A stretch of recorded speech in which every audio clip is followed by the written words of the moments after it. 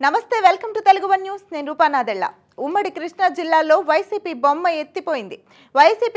ఎత్తిపోయింది ఉమ్మడి కృష్ణా జిల్లాలో ఆ పార్టీ అభ్యర్థుల గెలుపుపై సొంత పార్టీ నేతలే నమ్మకం కోల్పోయారు 2 వారాల కిందట ఆంధ్రప్రదేశ్లో ఎన్నికలు పూర్తయ్యాయి పోటీ హోరాహోరీగా జరుగుతుందని అంతా భావించిన పోలింగ్ తర్వాత సీన్ అందరికీ అర్థమైపోయింది తెలుగుదేశం కూటమిలో ఉత్సాహం ఉరకలేస్తుంటే వైసీపీ శిబిరంలో నైరాస్యం తాండవిస్తోంది మేకపోతు గాంభీర్యం ప్రదర్శిస్తూ కొందరు వైసీపీ నేతలు మీడియా ముందుకు వచ్చి గెలుపు ధీమా ఒలకపోస్తున్నారు వారి ముఖాల్లో మాత్రం ఓటమి భయం కొట్టొచ్చినట్లు కనిపిస్తోంది ఇవన్నీ పక్కన పెడితే ఉమ్మడి కృష్ణా జిల్లాల్లోని కీలక నియోజకవర్గాలు గన్నవరం గుడివాడ మచిలీపట్నం పెనమలూరు మైలవరంలో అభ్యర్థుల గెలుపు ఓటములపై సాగుతున్న బెట్టింగుల తీరును బట్టి వైసీపీ అభ్యర్థులు దయనీయ స్థితి ఇట్టే అర్థమైపోతోంది ఈ నియోజకవర్గాలలో వైసీపీ విజయంపై బెట్టింగులకు ఎవరు ముందుకు రాని పరిస్థితి నెలకొంది అదే సమయంలో కూటమి అభ్యర్థుల గెలుపు మీద కంటే వారి మెజారిటీల మీద పెద్ద ఎత్తున బెట్టింగులు కాయడానికి పందెం రాయుళ్లు ఉత్సాహం చూపుతున్నారు ముఖ్యంగా